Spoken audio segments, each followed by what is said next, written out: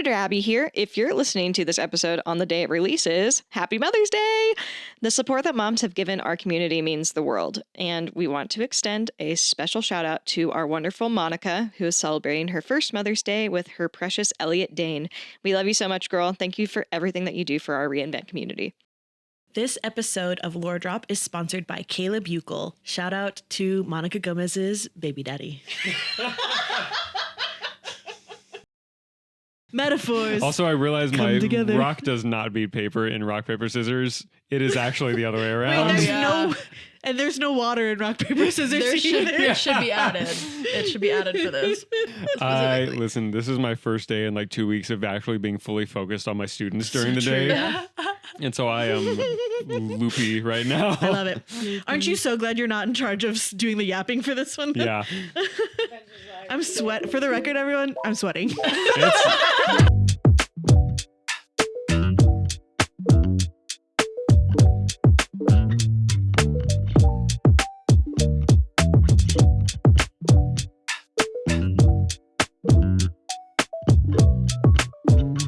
Hello, welcome to Lore Drop, a Reinvent podcast. I'm Abby, the executive director of Reinvent Productions. I'm Ben, the creative and artistic director. And today we have not one but two guests. We got two extra party members today, and we've got Monica, the creator of Juice. Hello, it's me. And then we've got Kobe, the onstage Juice. Hi. Yeah. It's fun. Monica is a returning Yeah, host. you know me, you love me. Yeah. You were waiting for me to return. We're like, man, when's Monica gonna get back? But Kobe, this is her first reinvent project with us. Yes. She is one of our not unsung heroes, but will be. We will sing about this hero right now. That's crazy. But yeah, whenever we found out that Monica was pregnant, we were like, oh, we should probably find a Juice right now. And luckily, we talk about this a lot. Where like Ben has a lot of variants, i.e., Gavin is one of is a Ben variant. Oh yeah. True. There was one day in a devising, it was one of our play dates where we were just like kind of playing around with different characters stuff. I remember this distinctly, that James, Emily, and I all at the same time were like, you know who would be good at this? Kobe. And like all three of us were like, And we were like, yeah, that's it. the brain cell came together and exploded in the dance room. And the more I see it, the more I'm like, yeah, Kobe's a Monica variant. We are variants of each other. Yes. Kobe's just got more like dance musical ability, Yeah. dance and musical ability than I do. Going from doing musical theater straight into doing something like this is nuts. Yeah. I'm like, why am I not singing right now? Why am I punching people and not singing and tap dancing? This feels so I wrong. really, the only reason I wish that the show was not set in 2017 is so you could sing Olivia Rodrigo's Traitor. I wish. God, I wish. Yeah. Speaking of punching, this is just an aside. We'll get to the next, which is the next bit is a funny bit still. But I was telling Caleb about your punches the other day. Oh, my pterodactyl punches. Kobe punches with like a limp wrist. Oh and no. Well, I'm sorry that I've incredible. never fought anyone. And it's like, I'm non-confrontational as hell. She's a lover, so not a fighter. I literally am such a lover, such not a fighter. But it was just so embarrassing because I had been doing and practicing fight choreo and no one said anything. No one said they were just like, nah, it looks stupid. I love it. Let's keep it going. So Like, at the end of rehearsal, we're like, "Hey, girl, so could you like just try to pretend to punch Andrew? We were just looking for something." When did this happen? I must have been on I was like, Friday. You must have been Friday. Friday. I would never let you look So stupid. It didn't look stupid. Well, it was Julia because I was practicing my punch I punch Titus, and he wraps my arm, and so apparently I was doing this, and Julia was like, do you want to like straighten your wrist? And I was like, no way, I've been doing this wrong the whole time. But it was really, really funny. We all had a good laugh. was I was good. embarrassed, but in a good way. No, There we go. It no, was, it's it was good. cool. We learned. I did. We lived I it, we did say. learned. I can't remember what episode I said this in, but like I did verbalize a rehearsal one day. I was like, Kobe, I hope that you know that like we make fun Yes. because you have been accepted into the group. It's like if we weren't making fun of you, it'd probably be not the best sign. I prefer that work environment anyway. I hate for things to be too serious. I also love a hostile work environment. I do too. Yes, Just like a little toxic. Yes. No, I love it. Definitely, it doesn't feel toxic at all. Okay, It good. feels good. It was wonderful. It's been a great experience so far. Okay, so. good. Yeah. That's really great. Yeah. Definitely not scared at all about people being upset. Anyway, before we get into this lore drop about Juice Carton Copperfield, we got to talk about the most important part of the episode, which is what animated quartet we are, because usually it's an anime trio, but since we got 4 at the table, we got a quad, and Monica is prepared. I'm always prepared when it comes to anime. For today's episode, I have chosen Witch Hat Atelier, which is peak. Even if you haven't even started it yet, it's gonna be peak. Nice. And so the characters I've picked for us today are the 4 students, that the main 4 from kind of the beginning, which is Coco. I've assigned to Abby. She's kind of like the main girl, and Abby in the sweetest, like loving way is my main character, ENFP energy. Nice. Yes. Agot is the other one, and that's me because sometimes I like to be a little hater. Is that the one with the white hair? That is the one. No, that's Keyfree. He's the teacher. Oh. Agot is the one with black Wait, hair. hold on. I'm sorry. Oh, yeah, we can sorry. pause and talk we about the white-haired have another teacher. white-haired, blue-eyed Yes. hottie as the teacher. Yes, Yeah. this is and he presumably predates. the strongest. Yeah, allegedly. Yeah. Okay. I'm sorry. This is a new trend in anime and manga right now. Hot. You have to be Blue-eyed, hot, white-haired. blue-eyed, we got white-haired. it. We got it in JJK. We got it in Windbreaker. We got Yeah. it here in Witch Hat now. All right. Speaking of variants. Yeah. This little guy. Yeah. No, this little guy looks like a little hater. Yeah, Agat is a hater, and I love her, and I love her for it. Teshia is the other one. She's got pink hair, That's one's you. and she's cutie. Yeah, that's Oh my Kobe. gosh, in the bangs. The period. bang. And then Arish, I don't know how to say her name because she's new to me, but we'll say Risha is Ben, and she's the quiet one with short bangs. Nice. And her story's actually, I just read it today because I was like, we don't know enough about her yet. Her story's very interesting, so I was like, that's so Ben. But Whoever this brush buddy is, I love them so much. James can be the brush buddy. In my heart, James is always whatever this says about dog. James. He's always like the animal character. Whatever. Yeah. Whatever. Whatever that means. He gets Pochita. He gets happy. He's Bond. But when I was putting this together, I also noticed that, and we'll get into these characters like later, but I noticed that the archetype of these 4 are also very similar to the archetypes that I made with Juice and her associates that we built for the campaign, because Juice is very Coco animated, where it's like action first, think later, kind of just trusts blindly whatever anyone tells her and goes for it. And then of course that evolves and changes, but I think that that's very interesting. And then Agot is very Mug-like in it. They're kind of the know-it-all. They've been doing this for a while, and they're sometimes antagonizing Coco in a way that Mug would do to Juice. Then you have Tesha, which is very Gem, just high energy, highly energetic, very loving. And then Cable and Riche, which are the kind of more quiet, silent types with like the mysterious one with the mysterious background. So I was just like, I got really excited when I noticed those parallels when I was doing this. Omar has made Cable one of my favorite characters. Yes. He has done so good with Cable. Yeah. He's such a sweetheart. I love his interpretation of it because it's a lot softer than what I made, which I think adds to the story, because I think we have a lot of there's a lot of harshness in Yeah. Trust and Turmoil. So I love what he's done. Sweet robot man is Wait, he's a robot?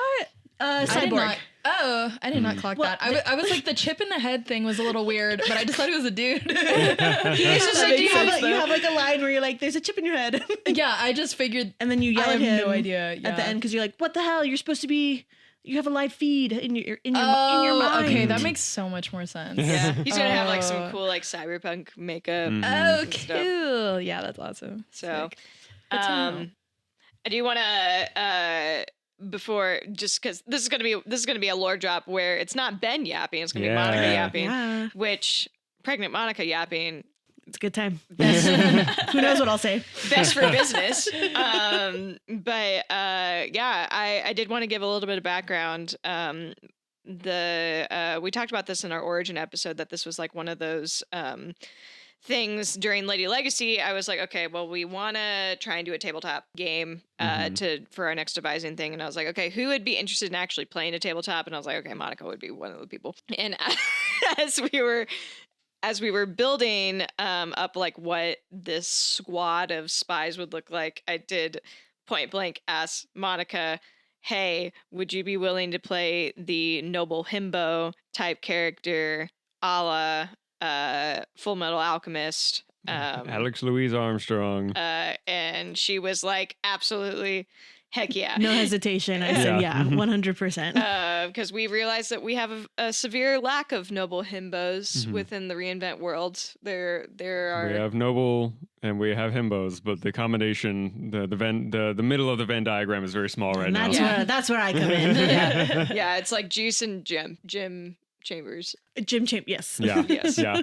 Yeah. And then everyone else is like, I'm cool and gritty, and God, no one understands me. And Juice is like, what? everyone understands me. Yeah. You know exactly what you're getting. what you're getting with me. I think one of my favorite notes I've given recently was Juice is always subtle. What are you talking about?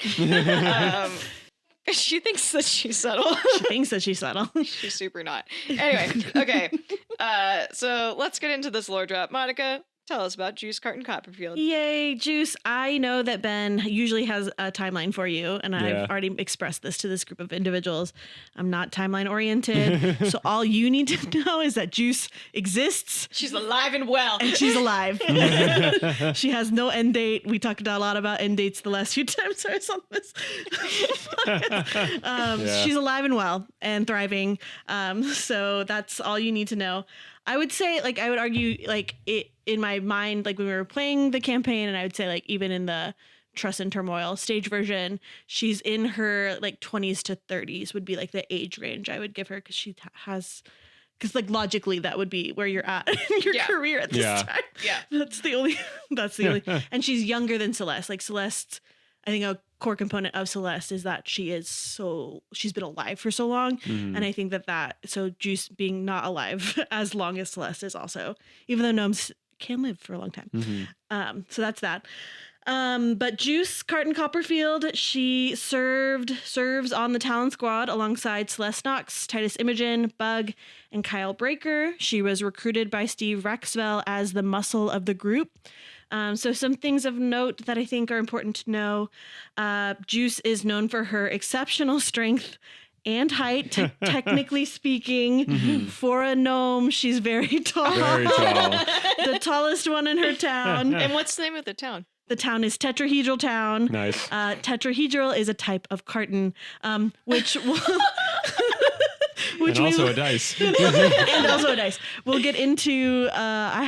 Monica has really fun naming conventions It's with her great. characters. We'll get into naming conventions. I put that at the bottom as I was like, we don't have time at the top of this section to get into that. Although, anyways, Juice is someone who always puts others first, would do anything to protect others. There was like a post online that I saw kind of right around the time I was building Juice, where it was like, we always have this concept of like human weapon or human sword. Like if we think Gojo from Jujutsu Kaisen, who's seen as a weapon, is always like putting themselves out in that way. This was like, consider the opposite. Like, what does a human shield or a shield type character looks like? And that's what I think of when I think of Juice. Is she's someone who's going to go out and protect and take the brunt of it. Maybe not even always being active in the fight, but always willing to take the damage, I guess. Deep. Juice has many catchphrases. Most notably, "You just got juiced." Yeah. Some other good ones are "It's time to bring out the juice," or a personal favorite, "You asked for the carton, now you get the juice." Yeah. That's crazy. Like we talked about at the top, Juice is a classic himbo. So like Abby mentioned, Alex Louis Armstrong from Full Metal Alchemist Brotherhood. I also think Luisa from Encanto is another good one too. Yeah. Because I think when we think noble himbo, we do go male often, but Luisa and Juice are good examples of what that looks like. The noble fembo. And so just, like I'm the strong one. that kind of I'm thing. not nervous. Yeah. Whatever. I don't know the whole song. Tough as the You crust keep of going. the earth is. You got it. I listened to a lot of Encanto when working in the baby room at Fort Leavenworth. So she's got that kind of, and like I think Louisa is the middle sister, but like Juice has a lot of that like eldest, middleest sister qualities to her as well. Juice is optimistic, always looking for the bright side of things, maybe even when it doesn't make sense or is unrealistic. One of my favorite lines that Julia wrote and Kobe delivers it so well is like, Valentino's on the list. Do you think Celeste's like, do you think Valentino's trying to like get strong? She's just like, maybe. We don't know. He could be. He'd be trying to better himself. Yeah. And so I think like that's kind of that line I think is like so Juice, and Kobe always delivers it so nicely. So Wow. and then Juice is incredibly emotionally intelligent, wears her heart on her sleeve. So and I think that's a trait of himbos too, is like sometimes you can play them as dumb or unintelligent, and to a degree that's true, but I think the consistent line for a himbo is that they are always aware of the situation that's going on and can pick up on subtle cues that maybe someone like a leader like Titus maybe misses because they're focused on the mission. Yeah. A character like Juice is focused on the people around her. And so that's what I like about Juice. And then she always does what she's told. I think this changes, but when we first meet Juice, she is compliance queen. So she does what she's told. She doesn't ask why. She's going to just specifically with Steve, I maybe get into this later. I don't remember what I wrote down last minute. But if Steve says, go beat that guy up, Juice is gonna be like, all right, I trust you implicitly because you're the boss. I'm going to go beat that guy up. And so that's her flaw, I guess I would say. This doesn't come out a ton, but I think when I'm writing her, I think these are fun facts. Thinking gives her headaches. I love this one. If she thinks too much, it's like, that's, we got to stop that. And she'll always ask you about your muscles. So just kind of checking. Nice. And did you do the exercises How are I your told you muscles? to? And of course, Your muscles do. I could not write about notable characteristics about Juice without mentioning the squeeze. The squeeze. So, like, this is a spy show, right? This is espionage, right? Subtlety is key. Subtlety is key. Juice is always subtle. And Big hammer. big, Juice decided that when she joined the Talon a Squad, frick-ass hammer, if you will. her weapon of choice would be a big ass hammer. Yep. I think part of it was that part of it inspired by the fact that whenever I did our PowerPoint party with the gills, I gave you a hammer. No, the hammer was before. You and I synced up in our mind palaces Yeah. and decided on hammers together. But I had already, because when I was building Juice, I just felt like we had to give her Yeah. No, and it's perfect. give Juice a hammer. It's not incorrect. It's the most strong person weapon. It's the most strong person weapon. I think what it was for me was that I was building her. I was doing research on himbos. And Harley Quinn is one that comes up a lot, or like not necessarily himbo for Harley Quinn, but like barbarian type characters. And I always love to view from like a D&D perspective, Harley Quinn as a barbarian, and she's got her hammer. that. Yeah. And I was like, oh, hammer's pretty sick. Pretty cool. And thus the squeeze. And the squeeze exists also because Abby and Ben were very clear when we were doing tabletop. They was like, don't worry about, can we make this to the stage? Yep. Yeah. That was I'm their always words adamant about verbatim. I'm always adamant about that. I had to, and this is screw it. First stray of the day. I had to tell JD that the other day. He's working on a writing project, and he was like, "I don't know. I want to do this thing that I don't know how we can film it." I'm like, "Stop it, JD. Do you think I stopped to figure out how we could do Ordinary Heroes when I was writing that? He No." sure did not. He sure did not. 300 plus cues later, Yeah. we knew. And Abby's just sitting in the rehearsal space being like, okay. That stage direction, we're not doing it. And it's rad, and it was awesome.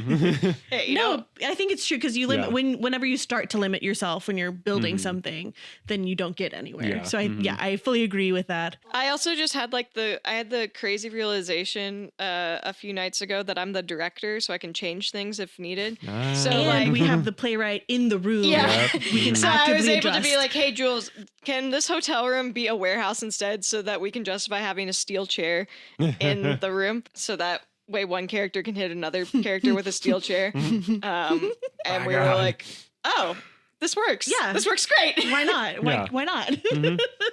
Oh God, so good. Anyways, so that's I think like juice in a nutshell, I would say, because we'll get into the little arcs here in a second. Notable allies. First and foremost, Celeste Knox. They are two peas in a pod. I would say. I think it comes across in the stage play for sure, but in a lot of like Emily and I spent a lot of time building our characters together, individually and then together. So Celeste Knox is very important to Juice. Cable Damish is also an important person to Juice. We'll get into that later. Technically Mugvas, I guess. Also technically Gem Citrine. There's a little asterisk, which no spoilers, but maybe we even saying that. Go watch the show. Go watch the show.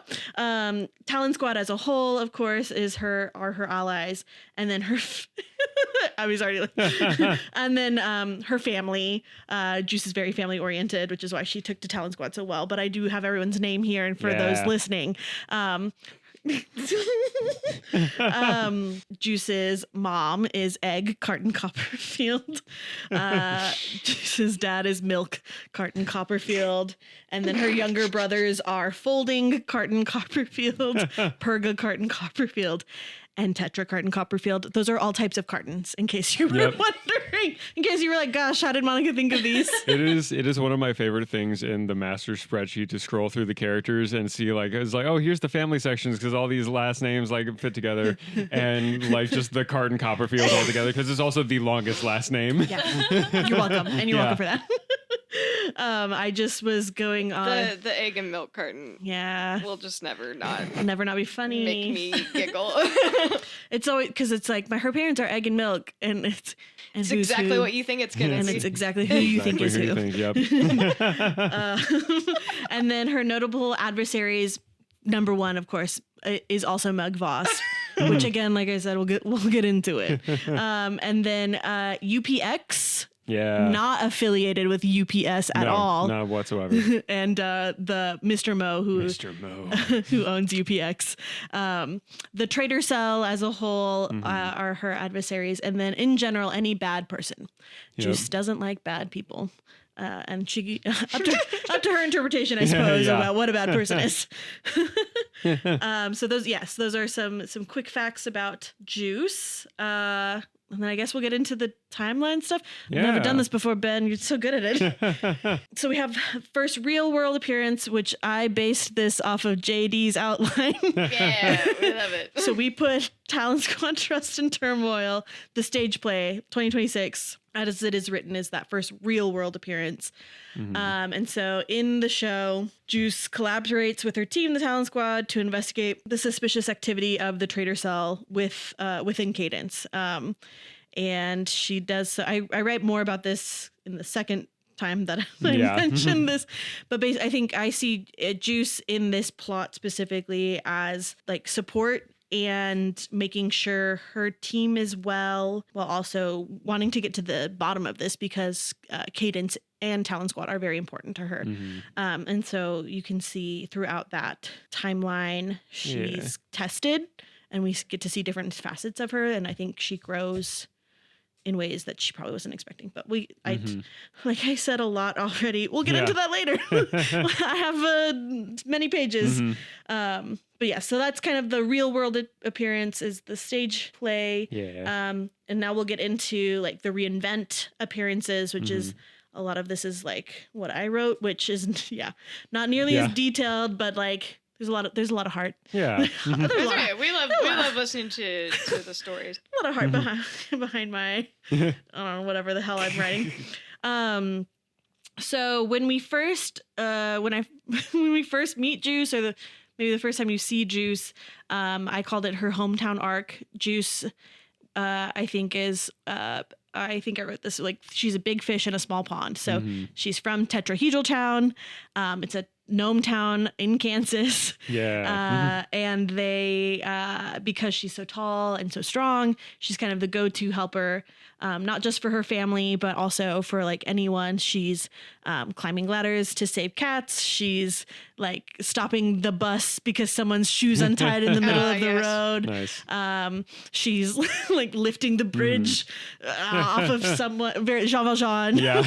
There's a cart in the middle. That's crazy. That's really funny. So that's kind of Juice's thing, and I think like the brief kind of story that I wrote there was that her family and the town is always so grateful for her, but it gets to a point where when you're the best at something, always, it can get kind of monotonous and restless. Not that Juice would ever admit that.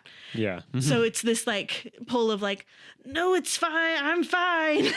This is good. And so finally, the town truly gets together. They do a surprise parade, but it's a joke, not a joke. It's like a trick to celebrate Juice and to encourage her. It's time for your own adventure to get out Yeah. and kind of spread your wings and fly. There's more people than just us that you can help out in the world. And so they kind of quite literally like push her out of the town very lovingly. And it's like, Juice is like, what, who, me? No, I can stay. And they're like, get on the bus, get out of here. Get on this bus. So that's where we first meet her. And then The UPX arc is crazy. so like it's if Tetrahedral Town is like sunshine and rainbows and parades every other week, then it's this like propaganda. Every week is crazy. then the visual here is like Juice is on this bus and like the sun is set and you're like, gosh, she's doing it. She's getting out of here. Then it's like just a hard cut to like beige fluorescent lighting. It's like Judy Hopps. It's like Judy Hopps like going to Zootopia and she's like feeling so good, and then she's a meter maid and she's like immediately like, Dang. oh, this is reality. Like this is what the world is like. And Juice, maybe I think she sees it for what it is, but again, she's so like upbeat and optimistic that she's not letting it get her down. But it's just like that funny dynamic of like, Yeah. oh no, we've put this like bright star into hell, basically. So she winds, and this is again not based on Monica's own personal experience with UPS. That's funny. No relation. But Juice ends up working for a delivery company called UPX. Yes. And it's owned, this particular branch is owned by a man named Mr. Mo. So Juice is, of course, really good at this job, though, because it's carrying packages, it's helping people out, it's getting to see people day to day. And she goes above and beyond. So again, she's watering plants for people, or she's opening envelopes or licking envelopes because the old lady's saliva isn't good. I don't know. She's reading books to children in the middle of the delivery. And so Mr. Mo, her boss, is disgusted by this kind of altruism. I think he's like a very, well, I don't know if Mr. Krabs is ever disgusted by, anyways, very Mr. Krabs-like. And I think Juice probably does have a lot of SpongeBob, SpongeBob energy about her. And Mr. Mo only cares about making money, and Juice doesn't understand capitalism. So, so she's like, "What do you mean? These people are asking. Like, I have the time. Why can't I just help them?" And so it's it's like a one-sided sour relationship because He's again, like, I don't pay you to read books to children. okay, I pay you to move boxes. and you're just like, but they asked so nicely. How could I say no? But yeah, one-sided because again, Juice at the end of the day is like, I think I'm gonna get him. I think that I'll win him over one of these days. And so that's kind of so just like at her hometown, she gets stuck in this like monotonous routine of like, well, I get like, that's where I think when I think of Compliance Queen, like she's just like, well, this is it. Like, this is the routine. This is the routine. So no need to push myself outside of this. And then we have her recruitment for Cadence, which is one day she's out on a delivery and maybe people have tried to assign where this package came from. I love it just being a mystery. Yeah. But you know, to each their own. But Juice gets this mysterious package in her truck. Like, she's finished for the day, and then she comes back. She's like, one more? What the heck? And it just has a name and an address on it. She's not one to question things, so she punches the address into her GPS to finish out the day. She arrives at this large, nondescript building and just kind of waltzes, like, it's like very like all the red flags of like, there is danger here. Maybe don't go into the building that is heavily guarded. But Juice is just whatever. She waltzes in to drop this package off. Take the package in. She's trying to interact with the front desk staff, Cassie, perhaps, who knows. And she's intercepted by the blue male dragonborn, who introduces himself as Steve. And during this conversation that she has, I think Steve, what I know about Steve at least, is he's very quick to assess an individual. So he can see that she's like a helper, strong. So he just goes, hey, you saved the day by bringing this here to us. And then is like, oh, you are strong and compliant. Those are two perfect. Those are two things that make a great cadet. Yeah. So he offers her a spot in the academy without, doesn't have to do any extra hoops or training that cadets normally have to go to. Juice just gets to be in, which I like about her story, which I think is cool. And I love to rub it into other people's faces. She said, I just got to be here. Oh, I'm just here. We all didn't get asked to be here. Yeah. My favorite thing about the package, it reminds me a lot of, there's a very specific instance in Fairy Tale. Some of my favorite characters in that are Gray and Juvia. And there's an instance in episode 5 where they're fighting just these random like one appearance jobbers in the middle of the woods coming back from the actual arc that they were doing, and this one guy with like a crystal ball has a throwaway line towards Gray. He's like, "You will have trouble with rain and women," and that's it. And then the guy gets beat up, and then we never address it again. And then, I kid you not, like 20 episodes later, we're introduced to the character of Juvia, who is madly in love with Gray and has rain and water magic. But that's like, the show never actually addresses the whole fortune telling thing of it's it introduces this throwaway thing. And then I went back and rewatched it. I was like, wait a minute. Wait a second. And I that's how I feel about this package of like, it's something. We're not going to tell you when it comes up again though. We'll find that out later. Yeah. Maybe never. 10 years later. 10 years later, I'm like, oh, this, like, I was like, I'm reluctant to give it meaning because I was like, there's nothing good yet that would be interesting. Yeah, exactly. Then, okay, so that's how she gets to Cadence.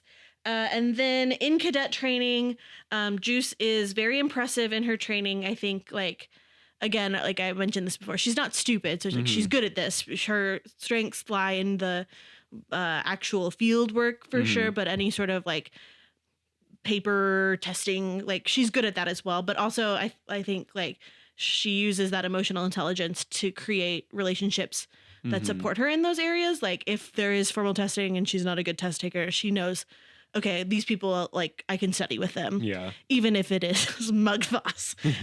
She knows who she can pull on. And then specifically, I wanted to bring up cadet training because this is where she meets Celeste, who is her best friend and closest ally. They meet during this time frame, and they form an unlikely bond where Celeste is maybe initially hesitant to form bonds again because of her past. Juice has already decided she's adopting the introvert, so kind of like, come along with me, you're mine. Yep. And so I think from that though. They learn to balance each other really well. Celeste has a more like thoughtful approach when it comes to combat and being a spy, whereas, like I've mentioned before, Juice has that take action first and then ask questions later. So they learn and pull from each other.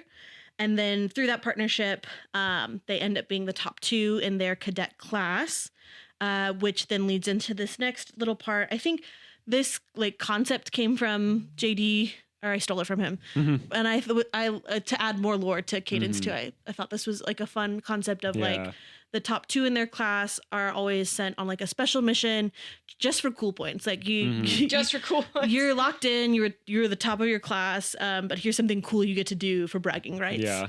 And so this is immediately following training and before they start on Talon Squad. Since they were awarded top 2, this is the tradition. They have their special assignment to complete, and they've already been scouted by Steve.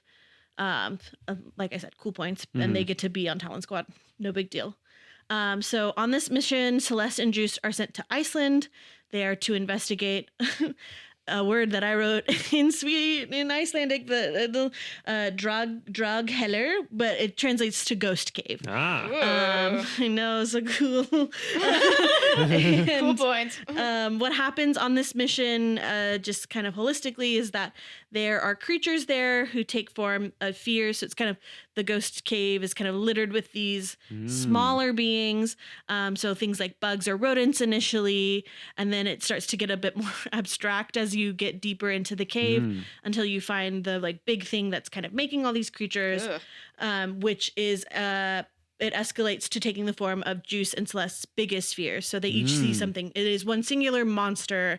They are seeing 2 different things though. So for I won't speak to Celeste, but for Juice, it's multiple faces and it's constantly shifting. And for Juice, it's anyone who could ever potentially be disappointed by her. Because Juice's greatest fear is disappointing others. And so this like the way we wrote this story was that Celeste is annoyed by what initially she feels is like a waste of their time fighting these little things, and Juice trying to keep her like, hey, no, like we're doing cool spy stuff. And as they get deeper into the cave, they're dealing with things that Juice maybe hasn't had to face before. So then it switches where Celeste has to be like, no, you can do this. Like you can face this fear. And so, like they lean on each other, and then this really helps them just understand the value they bring to the team. Whereas Celeste is more realistic and grounded. Juice has that openness and optimism that is needed in any situation. You need both things. And Iceland is something that they internally reference all the time. And this is where Juice gifts Celeste friendship bracelets that she found during their downtime. And so and then in real life, I got me and Emily nice matching bracelets, which I have that for you. It wasn't in the boxes. I gave Kobe 4 boxes of costumes and accessories for Friday. I was like, use whatever you want. So then that brings us into Talon Squad arc. So this would be before actual Trust and Turmoil arc. This is just like things that I thought would be interesting. This is mostly about her allies that she's founded while on the team. So Juice joins the team. She finds herself in a position not just as the muscle, but she's also the heart of the team.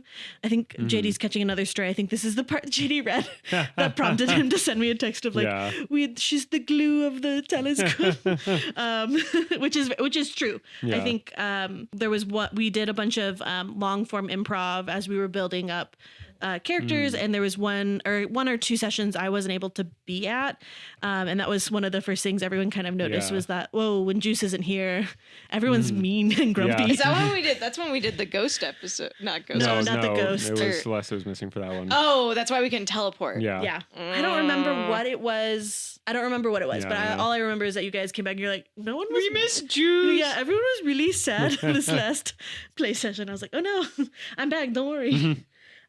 She encourages other members, even if it is found to be overbearing. I think this speaks mostly to Titus. I think I don't think Bug really cares. Yeah. But sometimes Titus and Steve, I would say, are like, okay, Juice, chill out. Yeah.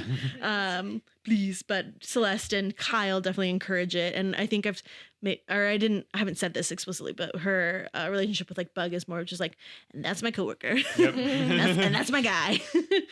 He fixes the squeeze. I do like there's a little bit of physicality that Deacon and Kobe do. Towards the end towards like the climax of the show, where it is very like sibling. Yes. It's the scooting of the chairs, where like Juice is trying to look over Bug's shoulder and he scoots away, and then she scoots closer. and it's just That's incredible. It's pretty funny It physical is good comedy. stuff. Yeah, it is like that neutral like this guy, but I'm got my eyes on him. But yes, but so like that's I would say like when it comes to like her time on Talon Squad, that's like the role she plays, and then I wanted to use this time to talk about the other characters. So when we were doing our tabletop play of this, we got to a point where we were kind of like spinning our wheels a little bit, and so I don't know who came up with. Was it you? I don't know. I don't know. Someone, I'm gonna NPCs assign it to thing? Ben. the NPCs thing. Yeah, that was you. That was a Okay, Ben thing. great. Ben had a really good idea of like, okay, it's hard just focusing on 5. Let's expand the world a little bit. yeah. And so we were each assigned to create 3 characters that had a relationship with our own character, which was incredibly fun to do. So the approach that I took was I wanted to, the way I wrote it, I was like, I want someone with the opposite brain cell Yeah. of Juice, the same brain cell as Juice, and then like a foil brain cell, I guess. Yeah. Which is different from opposite, which Yeah. I'll get into. So during this time, Juice makes friends with Cable Damish and Jem Citrine. Cable is the head of security for operations at Cadence. And the little snippet that I wrote for him was like, between Cable and Juice, their routine is always the same. Juice brings the donuts, Cable brings the coffee, Juice yaps, Cable listens. When she's on her morning stroll with Cable, Juice can just be herself. It's the closest she gets to feeling like being back at home. And Juice loves Cable like an uncle. It's not because she has a dad, Yeah. but that's her uncle. Like an uncle. That's And Cable I designed to be a German cyborg. Because Ben said I had to give a nation of origin. Yes. But I I also said please for my spreadsheet. please for the, and I get Yeah. having a complete spreadsheet, so I said yes, of course. So why Germany? That is because I felt like a militant person perhaps came from Germany. I mean, cable kind of sounds like a German word when you think about it. Yeah, and damage. Yeah. Yeah. I think we were also like looking at the nationalities of a lot of the Cadence people we had so far. We're like, man, we're not spread out very far. Let's go global, baby. Yeah. For a worldwide spy organization, we got a lot of Americans here. Yes. So that was, yeah. And then Cyborg was, I just thought that would be cool. And I think I wanted them to be a robot actually, or something like that. Or Something, yeah. I don't remember. It was something where it was like in reinvent lore, it didn't quite work, but we can do Yeah. Cyborg. I don't remember what that was. And he looks like Cable from X-Men because I'm not a creative person. Which Kobe's gonna look that up right now. Yes. And then just some other fun facts about Cable specifically. They were a former top combatant agent and then retired to security guard for the dorms, and has a soft spot for Juice because Juice reminds him of his former cadets that he used to be in charge of. So we talked. Are you guys are doing an episode on Steve probably? Yeah. So whenever you get there, Cable and Steve are like on the same timeline, I guess. So they were also allies, and he Yeah. had a similar like mentor relationship with cadets that Steve had. The other person is Jem Citrine, who Yeah. is head of training at the training facilities in Cadence. And so because Juice is the strongest, she's got to keep that up. Of course. Of course. She's always at the gym. And with Jem. with Jem. So they were paired up for a scrimmage. And it was like they had known I wrote this because I was listening to Hades Town. It was as if they had known each other before they ever met. It's just like when you meet when you meet a person, you're like, oh, we're the same. Yes. So they are matched in skill and strength. It's really a spectacle to watch them face off in the simulation room. And then like where Juice is brute force and unyielding stamina, Jem is focused more on timing. They're very precise. And they have a lot more tactical evasion when it comes to their fighting styles. So it's like fun to watch them spar. And they've even started training outside of the. They're like bros. They're brothers. If Juice was the ultimate himbo, if you thought that, then you just have not met Jem yet. They have frat bro energy. Endless encouragement and ass slaps. You'll never find yourself lacking motivation after training with Jem. I always like to include this because I was like, I can't believe I wrote this, but I did. Juice Jem is American because only a red-blooded American could radiate the pure frat bro energy that is Nice. Jem Citrine. Yeah. They are an Earth Genasi, but specifically like a gemstone citrine. Like they look like gems.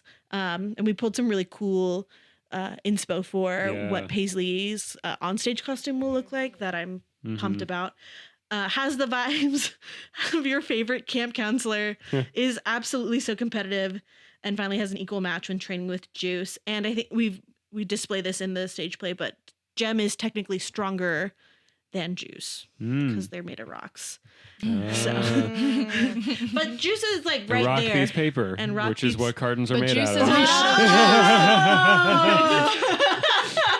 What was that? No, my thing was stupid. No, my say thing was it. actually dumb. No, I'm gonna no. All right. Because you said Jim was made out of rocks or gems, and I was like, well, Juice is made out of juice.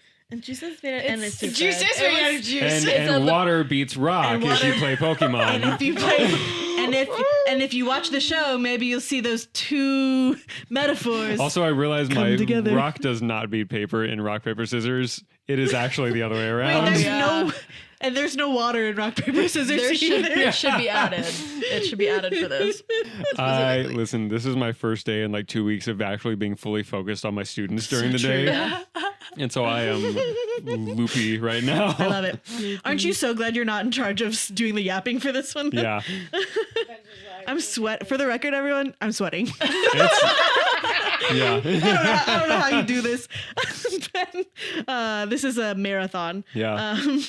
But anyways, so those are the two characters that I kind of came up as like true allies for Juice. Like if she's looking for someone outside of Celeste or Talon Squad to be with, these felt like comfortable characters for her. And then a fun fact for listeners, and also for our friends. I said this in rehearsal the other day, but I was like, oh, this is fun. I based Cable off of my partner Caleb because I'm incredibly creative. Yeah. with names. Oh my gosh, it's the same letters. It's the same. We love an anagram.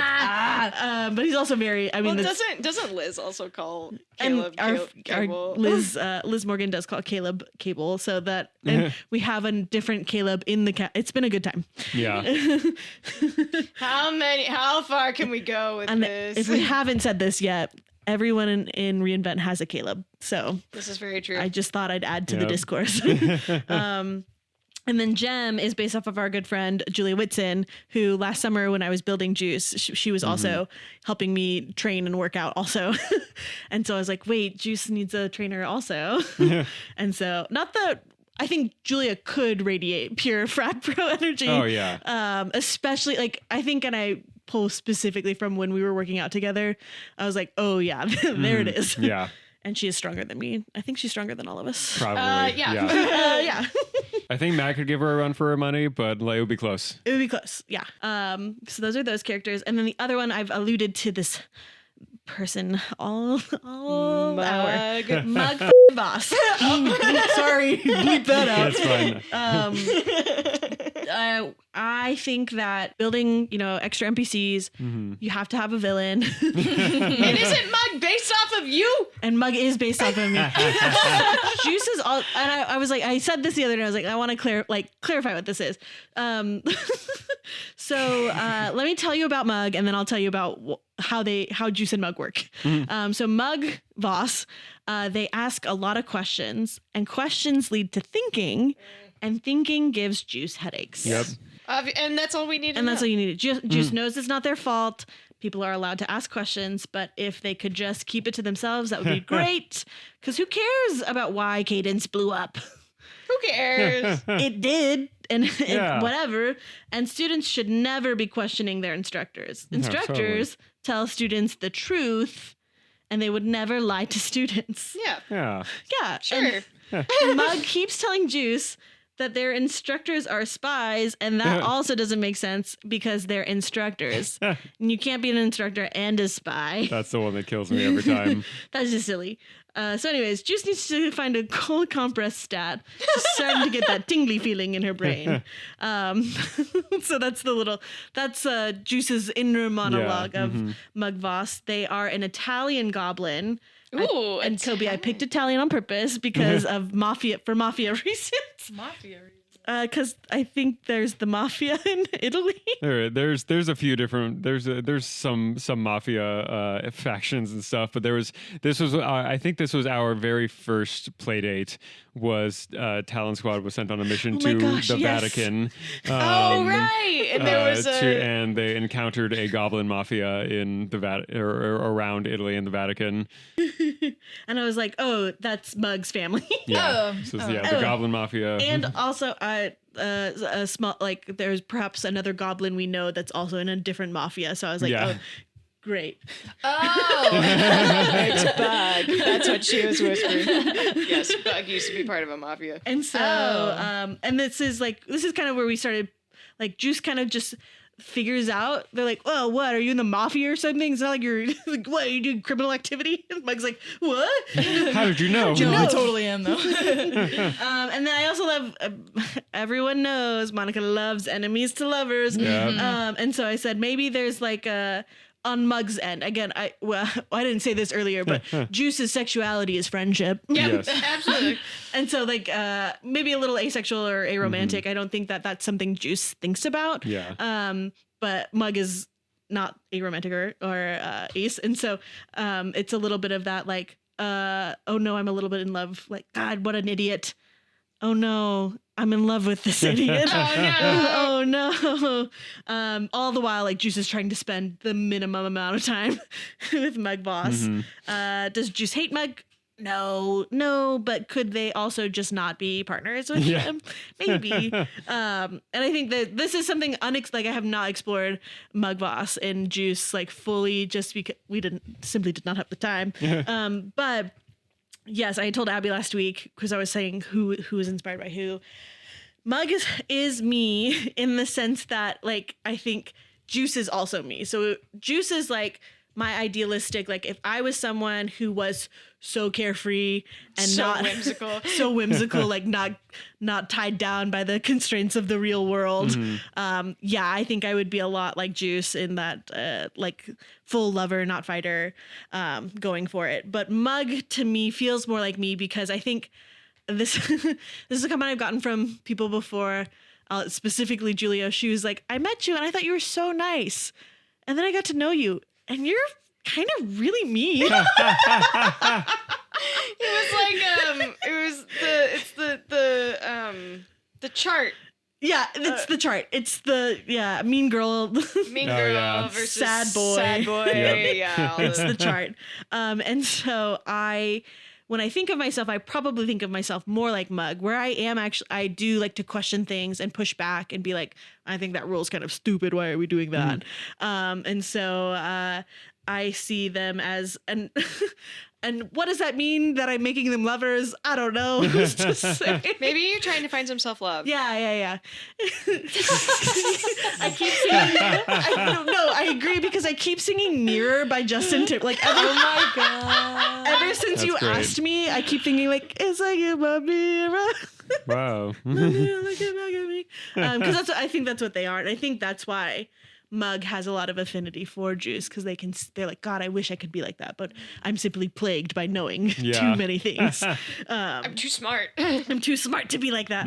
And Juice is just like, what? I'm here for a good time and a long time. Good time and long time. And a long time. Yep. So yes, those are some fun facts about her time on Talon Squad.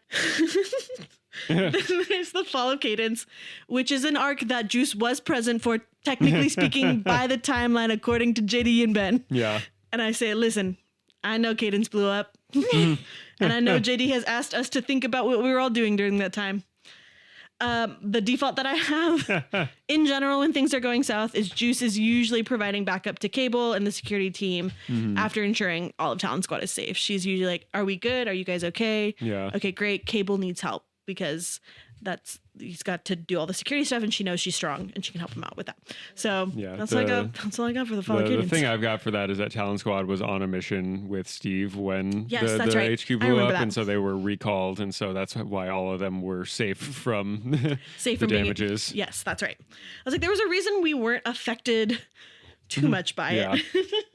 And then we're circling back to Talon Squad Trust and Turmoil. So like Yeah. Fall of Cadence, we're rebuilding, we're kind of getting things together. I said this a little bit earlier, but basically Juice spends most of Trust and Turmoil supporting the team, specifically Celeste, especially when Celeste gets the Moonveil taken, it happened in the tabletop, but it's in the play, in the stage play in a different way. So I think Yes. In a more impactful way. in a more impactful way. So Juice spends a lot of her time encouraging Celeste about her abilities to lead and to be strong, even without an artifact that enhances. This is an arc that I think she begins to realize things aren't always as they seem, and maybe it's okay to question things when they don't make sense. So, when we're thinking about Gem, when we're thinking about Cable, and like kind of that escalation of we see Juice kind of like, hey guys, I'm here, I'm happy, there's donuts in the break room. Yeah. Oh no, the people I love are being questioned. What? No, but also I think that we start to see her piece things together and and learn how to trust. In the turmoil. Learn how to trust her team and trust herself in knowing, like, even if things aren't always in that routine that we get stuck in, maybe that it's okay and we can push through. And then by the end of the events of Trust and Turmoil, and this is true for both the tabletop and for the stage play, and this was also, I say this explicitly because I felt very strongly, Monica, about this. Juice makes the decision to stay in Cadence and on Talon Squad, and encourages other team members to do so as well. And it's that idea of like, Cadence can't get better without someone actually trying to make it better, and someone who maybe knows the ins and outs of everything that's kind of transpired. And so when we were wrapping up the tabletop, that was something that I felt really passionate about, was like, Yeah. where we did a retcon kind of session, and where we ended the tabletop was like everyone disbanding, and I was like, wait, we just got this band together. Yeah. Why are we falling apart? And so that's something that we got to keep, at least for the stage play, was that staying together and working towards doing something for the greater good, which is always a favorite trope of mine. Yeah. And then we made it. I'm covered in sweat. Post Trust and Turmoil, I don't have nearly as much as our JD. Or I mean, sometimes even Andrew's really good about. Oh yeah. I just I'm like, I wrote one thing. You want Yeah. more? We'll get there when we get there. When we get there. But I think post Trust and Turmoil, she's working with Celeste and Talon Squad to get Cadence back in line, like I mentioned. And then this was something kind of JD working on his stories. This was something we came up together with, was that I think later, like way down the line, she'll eventually take over for head of security of operations whenever Cable retires. I think that slots really nicely with all of the attributes that Juice has about her and what she would want to do for Cable. Yeah. But yes, that's it. That's Nice. all. You That's made it. Juice. You did it. You saved the city. We saved the city. Yeah. That's crazy. I love Juice. I love Juice so much. So we obviously did not plan on you having a child. Yeah. Nope. So it was like a very interesting, because like everybody except for you is playing their tabletop character, and this is like, we're in new territory with like devising. We're a young company. We're figuring it we're out. figuring it out. But we did have to be like, oh shoot, we got to figure out how to get Juice on stage. So what's it been like for you to kind of like pass the torch? Yeah. Because we've had you in rehearsal, because you've been our one of our ASMs up until this past Friday. So you can get ready for baby. I can maternity leave. It's been amazing. It's been amazing because Kobe is a brilliant actor. And I think that we talked about this too, or I talked with Liz and Julia, because we also just saw What If. And so for them too, to see interpretations of their characters that they've made, be up on stage as well. It is so cool to kind of like let the reins go and see this thing that I know so intimately be portrayed by someone who is also like really good at character interpretation. So I think that there's a lot of things that Kobe absolutely nails, or I'm like, yeah, that's totally what I was thinking. And then there's things that you're doing that I'm like, I would never have thought of to say it that way or to do it that way. And I think another thing you're a really great mover. Like I think you're very in your body. That is not a gift I have. Like when it comes to stage combat and like just choreography in general, I'm very stilted. And so I think that because this is such a combat focused show too, that like that element of it as well, like the kicks and the punches, even though maybe you throw a punch a little angle. I don't know. Okay, yeah. Well, I mean, having that responsibility of, I mean, I kind of mentioned it when we did our first read through, is that like, this is your baby. And having that kind of responsibility to do justice with her is kind of a lot. But I have fallen in love with her, and kind of what you built is just such an amazing person. And it's been really cool to explore like a fresh new character that has never been before now. Yeah. And I've had such a fantastic time, and I'm really excited to like finally get off book and to really, really take her on, because I can tell that you're very passionate about her and about this whole show. And I want to do it justice. And that's what's scary. No, but you already are. Even when you said yes to even doing the character, that I was in tears when you said yes, because I was just like, okay, thank God that we have somebody. Because it was, so we did audition the show, and this was the first show that we've done auditions for. Mostly because I mean, like the pipeline of our shows has been so weird. We built What If, and we built the script in 2 weeks. We did it. The total process of it from conception to doing the show was 6 weeks long, which is insane. It shouldn't have gone as well as it did, but it did. We did a 6-month process with Lady Legacy, and with that one, it was one of those things where like I was still trying to figure out how I wanted to lead devising processes. So I was like, okay, well, let's just like slowly bring in people. Like James brought in Monica and Andrew from You Can't Take It With You. We had a few people that had been interested in working with us, but like just weren't available during What If, so we brought them in for this one. And then Ordinary Heroes, I handpicked that cast mostly because the rehearsal process was kind of weird. But then, so for this one, it was like, okay, we're gonna audition these roles, and already knowing that like 5 of them were precast, and we were pretty open about that, being like, okay, these roles are already set. They were developed by a group of people. And like in the future with our tabletop devising, that might not always be the case, but I do want to give preference to people who create the characters as like, hey, if you want to like just be part of the devising process, but you need to step out for another reason, not always because of pregnancy, like it could be just like, hey, I need a break or I need whatever. But I always do want to give priority to the people that create the character, because I'll be a selfish little guy. Anytime we have Percy in a show, I have first pick at Percy. Like that one's mine. Ben has first pick at Andrew. Yeah. Andrew Blood specifically, not Andrew Aguilar. Ben played Andrew Aguilar. Wouldn't that be Ben crazy? as Andrew Aguilar. That'd be wild. That'd be a crazy thing. Anyway, okay. What do you mean? Just rage baiting people over Nonstop. Anyway, but when we cast Trust and Turmoil, we had 13 brand new people with it. We have one person from Ordinary Heroes. So Sierra was with us in Ordinary Heroes, but everybody else. Yeah, new face That for was me. cast. Beth was in with us. Beth. I was like, I know that there was another one. Yes, Beth Brown and Sierra are returners, but everybody else brand new to us.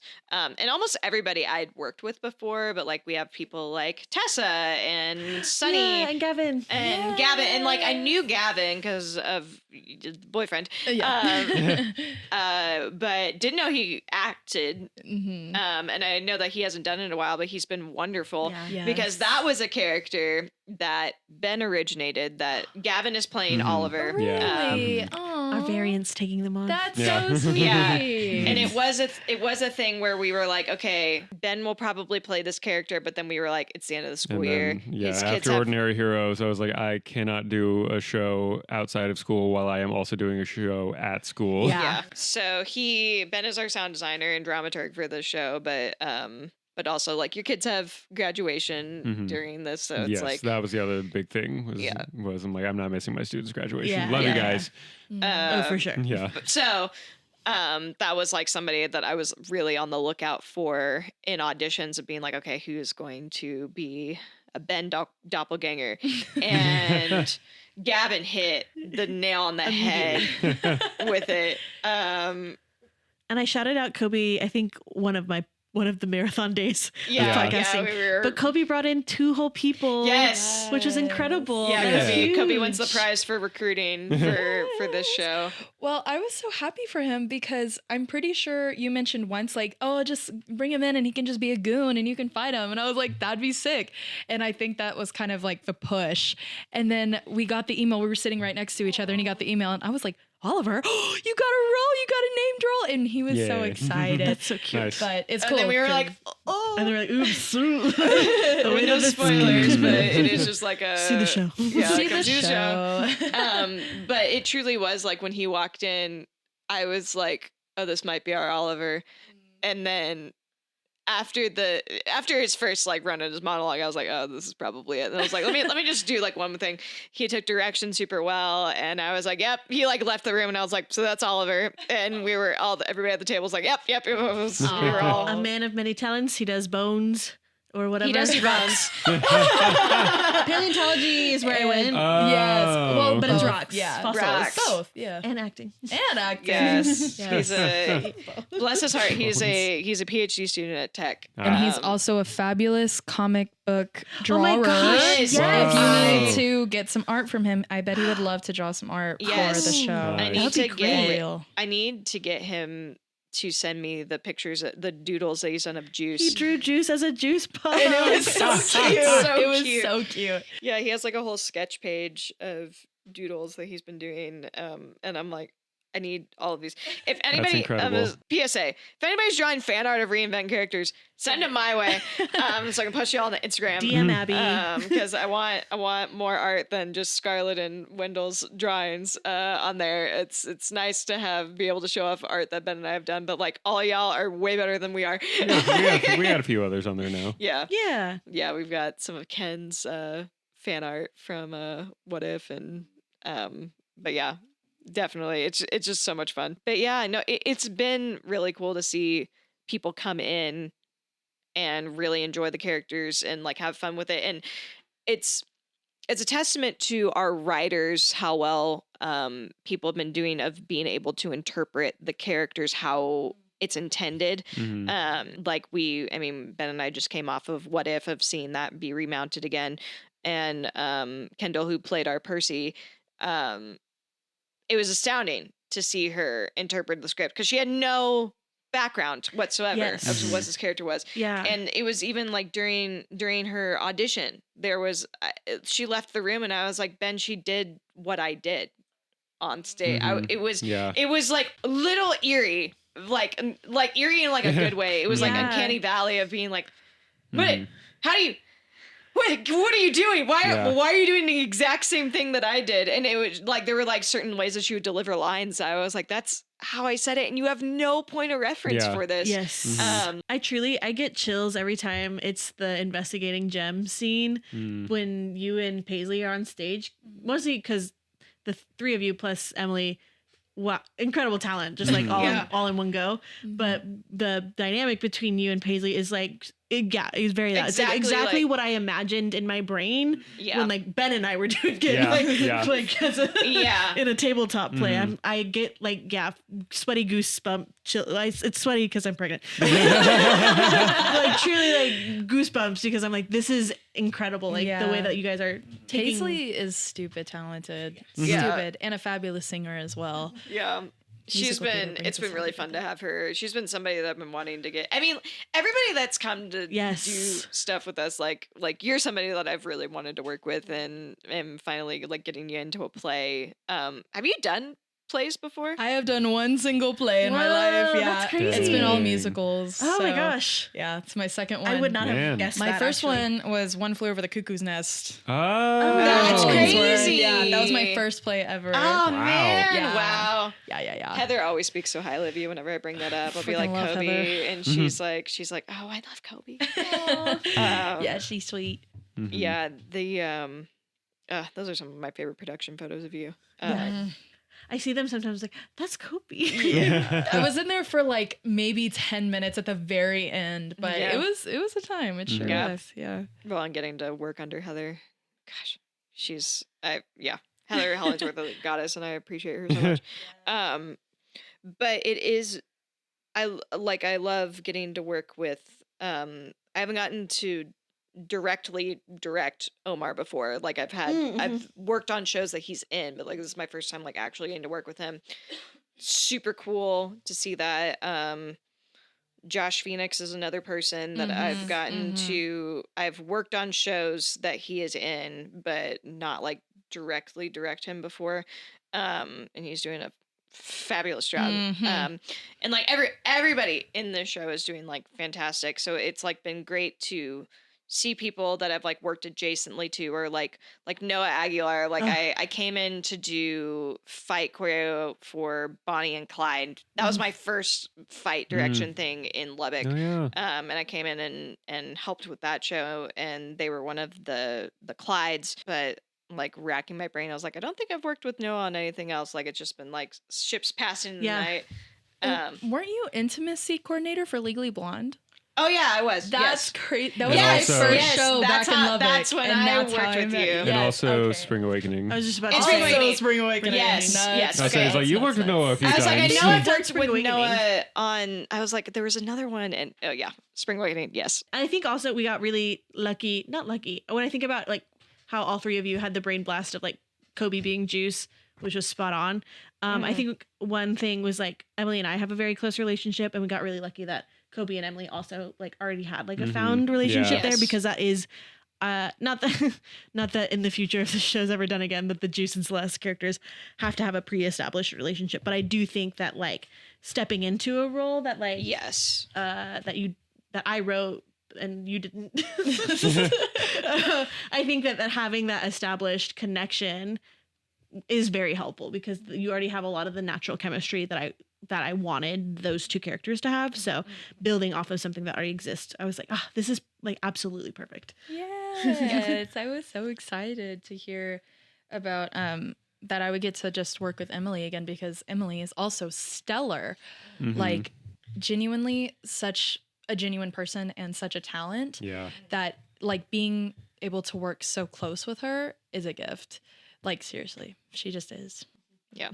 And I just love the chemistry that the five Yes. of y'all have as Talon Squad. It's like Emily, Kobe, JD, Deacon, and Andrew. Like the five of y'all. I'm just thinking about like the day that we blocked a scene that all five of y'all are involved in. And I'll say I love the full cast days, but the few handful of rehearsals that it's just been Talon Squad to like the five of y'all to like really work on the dynamics between the five of y'all have been quite lovely. And again, not preference, but it is just like one of the, it's like, oh, I just get to be back with the original core of like just the people that have been working on this for so long. Yeah. And integrating you into that. Like it's, I have felt, I know that like it can be hard to like be like the new kid on the block, but you fit in so well. Like just I was like, okay, good. She's got the humor. Great. Okay, cool. Yeah. Yes. That's all we need.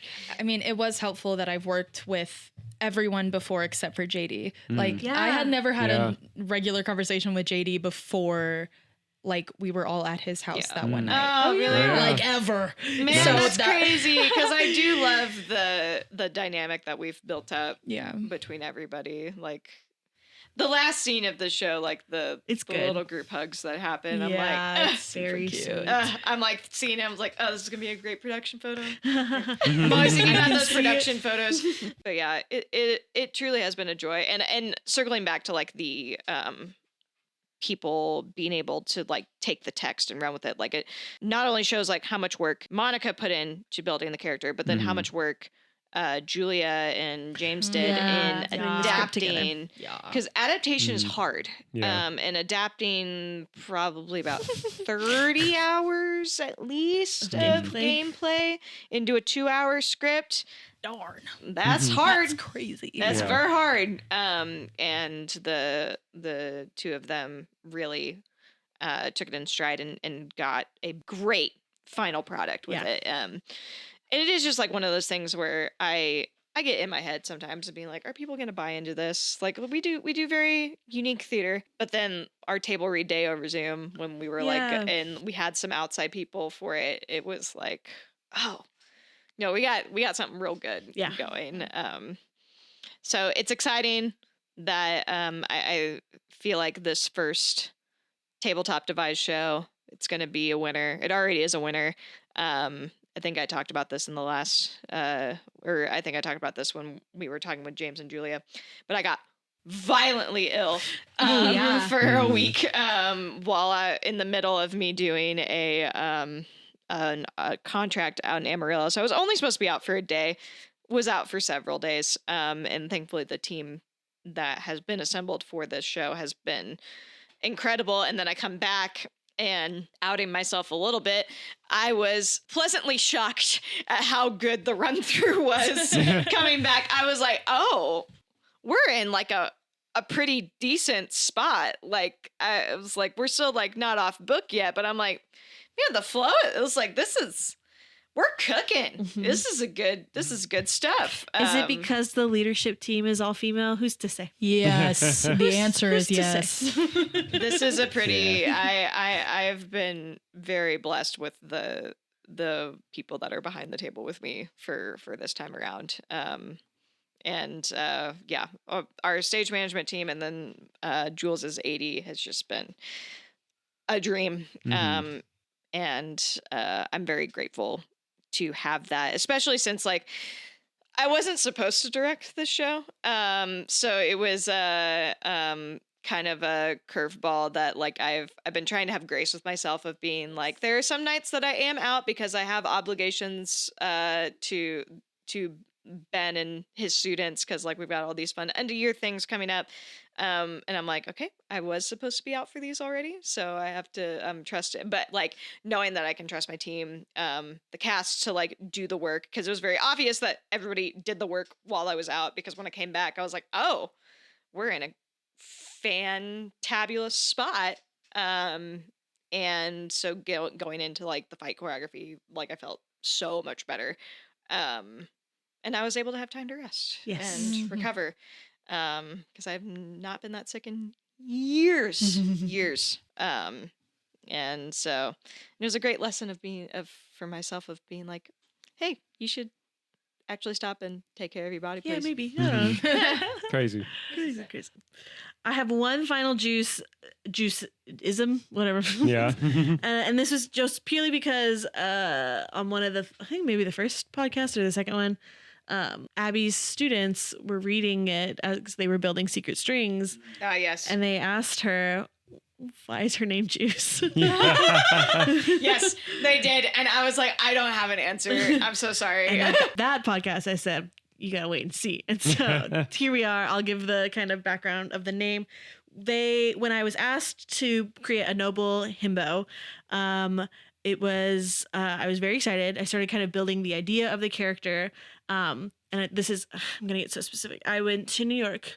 So I was just like in my flow era, and me and Caleb were flying back, and I was like, okay, we're getting started. Like in February, like we're meeting with Bet, we're doing stuff. Like I have to get this kind of stuff down. Like all the other characters kind of have a name already. And so I was like, what's like a tough name? Like, and you went with Juice? her first name was Carton, because Carton sounded like the name of a Midwest football player on a high school varsity. Indeed. Carton, get over here! You got. Yeah. We need our quarterback. Yeah. Okay. And so I was like, oh, Carton is fun, and I had just finished reading Demon Copperhead, which is a book by Barbara Kingsolver, incredible book. It is an adaptation of David Copperfield by Dickens. And so, and he's David Copperfield is a himbo in a sense. Demon Copperhead is also one. Kind of this like tragic. He's more those characters are much more tragic than Juice, but they are individuals who kind of went through life, had a lot of hardships, but never really gave up. Difficult books to read, but like very beautiful heart in them. And so I was like, oh, Copperfield, I have to use that as the last name. I love using maybe not I did this with a couple of the other characters I made and other things that I've written, but I love using literary references in the names that I make. And so Copperfield was one that I've pulled, and so I was like, Carton Copperfield, that's fun. Like I like the alliteration. Blah blah blah. And so we're on the airplane, I'm like on my notes app, like, okay, this is good. And then when I'm this is so stupid. When I'm making something in the notes app, my naming convention of my notes is I do 3 of the same emoji and then the name of the thing. And so, Okay. so I'm in the emojis. I type in the word carton because I was like, I don't know, maybe let's see what comes up. And the thing that came up was the juice carton emoji.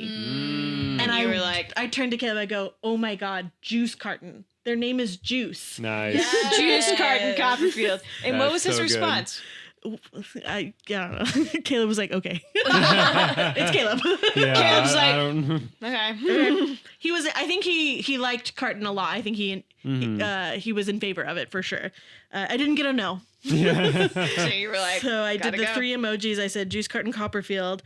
And then from there, that's not any sort of like trait or characteristic, but I immediately jumped to, oh, and they have catchphrases. Yeah. That's where the catchphrases came up with. Nice. And I, before we were about to like take off, I take a screenshot and I send it to Ben and Abby. And I go, here's your himbo. Yeah. And it's Juice Carton Copperfield. And I was like, yep. Okay. Incredible. Sure is. So that was kind of where I wanted to find something like tough. I love using nouns as names. Yeah. And then that Copperfield piece from David Copperfield, Demon Copperhead. Just thinking of the character and who Nice. she is and what she goes through. So that's why it's Juice. Heck That's yeah. freaking awesome. Yeah, I originally was gonna have the name just be Carton and be like, my name's Juice Carton Copperfield, but I go by Carton. But then when I said that it was like a day we all went hiking and it was unintentionally all of Talon Squad. Yeah. Okay, so I found Did you find it? It's from January 27th. That's crazy. 2025. Juice, noble gnome fembo king. My name's Juice Carton Copperfield, but you can just call me Carton. Yeah. It's time to bring out the juice. Juice is served. You ask for the juice, now you get the carton. Juice. And my response to that was Ben is frothing at the mouth. Yep. Justice is served. Is That's so good. crazy. I did forget to say that one earlier. Yeah, Justice is served. I love it. Yeah, I had brought the name to an unintentional hike that turned out to be Ben, and then the boys of the Talon Squad. Yeah. Somehow. Yeah, 'cause I think Emily had to cancel last minute. Yeah, Emily had to cancel last night, so it was going to be all of Talon Yeah. Squad, which was crazy. But I tossed the name out to them, and everyone was like, "No, like you need to go with Juice. Like Carton is fun for sure." But then that person's name is Juice. I said, "All right, I'm easily swayed." But yes, that's how Juice got her name. Well, before we wrap up this episode, do we want to give any particular shout outs to any people or activities? Yeah, I'm shouting out my baby. Yeah. Yay! James is number 1 up. Her due date is the day before this podcast is to be released. That's So we'll see who Crazy. comes We'll see first. who arrives first, the baby or the podcast. Hopefully the baby. God, she's so large. Yeah, me too. Oh, editor Abby here again. She did indeed arrive early. Elliot made her grand entrance at the end of April. Congrats to Monica and Caleb on a perfect little girl. And then I, of course, shouting out Trust and Turmoil and also Secret Strings. Yeah. Yes. I got to read it while Abby was building it, and I'm obsessed with that show. So it's very It cute. is pretty fun. I've been working on a school crest. I'm redoing our merch shop right now. Oh, fun. so Oh my I'm God. Amazing. So I'm gonna Nice. have like a school crest For the academy. for MAPS. Nice. Metanoia Academy for prestigious scholars. And I am going to buy it because my Catholic private school roots demand me to. Yes, of course. Yeah. They demand me to buy that. Yep. Yeah, yeah. Mostly because I have to buy myself a costume. Because I have to perform one of the days. Oh. Oh, really? Oh yeah, I did not know that. I think I meant to say this out loud. Yeah, for if you come see Talon Squad Dress in Turmoil on the Sunday, that is a double feature day. So the first chunk of the Yaggle kids, your ticket gets you. It's a 2-for-1 ticket. Yeah. You get to see Yaggle's one act Secret Strings, which is about the character that Micah Kohler is playing, Amber or Hitman, when she is in high school. I will. They're doing a performance on Saturday at 2:00, which is a pre-performance, and then Sunday at 2:00, and then our show will be following. One of our kids. The kid who's playing Charlie is out. Oh, no. So I'll be playing Charlie on Sunday. That's incredible. So if you come, we were very much trying to keep Abby off stage for this. We really were. So technically, still My gosh. not on stage for Talon Squad Trust and Turmoil, but I will be on stage alongside my high crazy. schoolers As a child. As a child. That's funny. But yeah. I had a nightmare one night during Tech Week for what Oh, if for what if. that Kyle, like, something happened to him and that he wasn't able to like perform, so that I would have had to go on and be Andrew with my kids. Which you and my would've- first concern was who's going to be in the booth, not Yeah. you know, Like, anything yeah, else. I could be Andrew Blood. Yeah, no big deal. Yeah. It's like Hey, for the record, Mackenzie would have been in the booth. She was like itching to get into the booth during the preview. That's really funny. she was like, let me in. She was like, I just want to see what they changed. Oh, that is true. I keep forgetting. She kept trying to. Well, she was like, I really want to go on stage and see what's backstage. And I said, I'm sure you can after She the did show. that after the show, yeah. I said, yeah. She was like, no, I want to go right now. And I said, I No, Mackenzie. can't let you do that. I'm Yeah, so thank sorry. you, Monica. I would have freaked out. Stranger danger. Truly. I love you, Mackenzie. Get back in this Get back. in your seat. When your audience, your audience. Yeah. Do you have any shout outs, Kobe? Yeah, I do want to shout out Lockjaw Comedy Improv. Yeah. It's the improv troupe that I'm in. And they do have a show at some point this month. Yes. Do you It'll know be- when it is? It will be May 30th. May 30th. Ah. Yeah. Yes, Saturday, yes. May 30th at 7 p.m. Same place that we do our shows at Hollingsworth Hall Cultural Center. We'll have the link to the tickets for Talon Squad Trust and Turmoil will also take you to the same site that you can get tickets for Lockjaw as well. Yeah. They're quite funny. Quite. Go have a giggle. And also, not only am I in the troupe, there's also like 4 other cast members Yes. from Trust Yeah. and Turmoil, Trust and Turmoil, who are also in Lockjaw. So that's like a double why you should go. Yeah. Yeah. Agreed. And it's only an hour and it's just fun. Like, It's just so funny fun. fun. Good time. Yeah. Emily, A certain someone Noah. might remove a piece of clothing at some point. Andrew. Andrew. When he Keep your took his clothes- shirt off during rehearsal the other day, Bro. it scared me. I just turned and I just see white and I'm like, it's like, what is this beacon doing? Not Andrew catching strays again. Oh man, he almost got out of the episode free. No. That's crazy. Nope. Turn around. Emily, Kobe, Andrew, Noah are Yeah. all in Lockjaw, so Yeah. absolutely go support them. Yes. And the rest of the people in there, they're pretty funny as Oh well. yeah, there's Yeah. the others, I guess. Yeah. But a lot of times Kobe sings. Oh yeah. Yeah. Lots of times. Fun stuff. Always singing. And then Andrew gets naked, and that's the whole No, show. not naked. Oh, no, not naked, not naked. But at least shirtless. But it only happens for like 5 seconds, so Yeah. don't get scared. It's controlled, but you know it's going to happen at some point. It's more like a threat than anything. You start hitting that hour mark and you're like, oh gosh, it hasn't happened yet. Oh no. When's it coming? When is it coming? Our next episode of Lore Drop is with the illustrious Deacon Cheney talking about Bug, Bug. the tech guy on Talon Squad. It's going to be quite a delight to hear femur. about his little my femur. The one day where I got to impersonate Deacon playing Bug in rehearsal was probably one of my favorite rehearsal Nice. nights. That was a good time. Bug is a fun character. I like him a lot. So be on the lookout for that episode. And get your tickets for Talon Squad Trust and Turmoil. Thank you so much for listening to this episode of Lore Drop. And remember, Being fantastic starts with being a fan. Nice. Good job, guys. Who's this